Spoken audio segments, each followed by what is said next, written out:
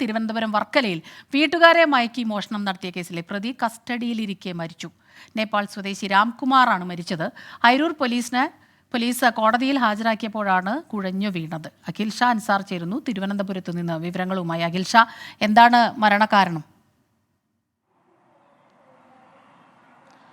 സ്മിത, ചൊവ്വാഴ്ചയാണ് ഇത്തരത്തിൽ വർക്കലയിൽ മോഷണ ശ്രമം നടന്നത്. അതായത് വീട്ടുകാരെ മയക്കി കിടത്തി മോഷണ ശ്രമം നടത്തുകയാണ് ചെയ്തത്. അതിന് പിന്നാലെയാണ് രണ്ടുപേരെ നാട്ടുകാർ തന്നെ പിടികൂടി പോലീസിൽ ഏൽപ്പിച്ചത്. നേപ്പാൾ സ്വദേശിയായ ആളുകളായിരുന്നു ഈ രണ്ടുപേരും. അതിലൊരാളാണ് രാംകുമാർ എന്ന ആളാണ് ഇപ്പോൾ നിലവിൽ കസ്റ്റഡിയിലിരിക്കെ മരിച്ചിരിക്കുന്നത്. ഇന്നലെ തന്നെ ഇവരെ പിടികൂടി കസ്റ്റഡിയിൽ എടുത്തിരുന്നു. എന്നാൽ അറസ്റ്റ് രേഖപ്പെടുത്താൻ മറ്റ് നടപടികളൊക്കെ കുറച്ച് കാലതാമസമുണ്ട്. അതുകൊണ്ട് തന്നെ ഇന്ന് വൈകിട്ട് 5 മണിയോടുകൂടിയാണ് രാംകുമാറിനെ ഉൾപ്പെടെയുള്ള 2 പ്രതികളെ കോടതിയിൽ ഹാജരാക്കിയത്. മജിസ്ട്രേറ്റിന് മുന്നിൽ വെച്ചാണ് ഇദ്ദേഹത്തിന് ചില അസ്വസ്ഥതകൾ തോന്നുകയും അവിടെ കുഴിഞ്ഞ് വീഴുകയും ചെയ്തത്. പിന്നാലെ മരിക്കുകയായിരുന്നു. എന്തായാലും ദാരുണമായൊരു സംഭവം നടന്നിരിക്കുകയാണ്. ഇതുമായി ബന്ധപ്പെട്ടുള്ള മറ്റ് നടപടികൾ അല്ലെങ്കിൽ മറ്റേതെങ്കിലും തരത്തിൽ കാരണം മറ്റേതെങ്കിലും തരത്തിലാണ് ഉള്ളതെന്നുള്ള അന്വേഷണങ്ങളൊക്കെ പോലീസ് ഇഘട്ടത്തിൽ നടത്തിവരികയാണ്.